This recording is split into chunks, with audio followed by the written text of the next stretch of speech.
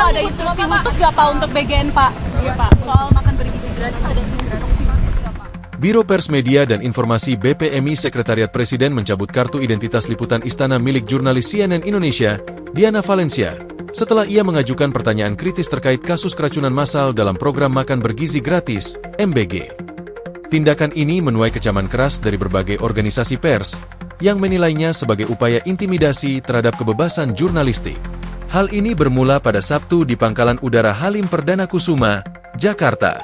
Saat meliput kepulangan Presiden Prabowo dari sidang Majelis Umum PBB dan lawatan ke-4 negara, Diana Valencia bertanya langsung kepada Presiden soal langkah pemerintah mengatasi serangkaian kasus keracunan siswa akibat makanan MBG yang bermasalah.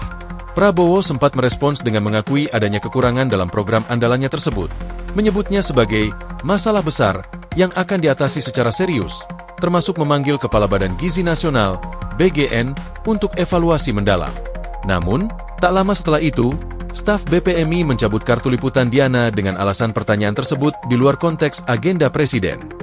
Kecaman bergaung dari berbagai kalangan, termasuk Dewan Pers, yang mengeluarkan pernyataan sikap agar menghormati kebebasan pers dan mendesak istana untuk segera memulihkan akses Diana sebagaimana Undang-Undang Pers Nomor 40 Tahun 1999. Sementara Ikatan Jurnalis Televisi Indonesia, IJTI, menekankan bahwa pertanyaan Diana masih dalam etika jurnalistik, terutama karena Prabowo sendiri telah memberikan jawaban informatif yang patut disiarkan ke masyarakat.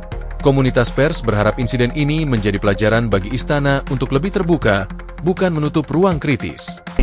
Saya baru dari luar negeri, 7 hari, saya monitor ada perkembangan itu. Habis ini saya langsung akan panggil Kepala BGN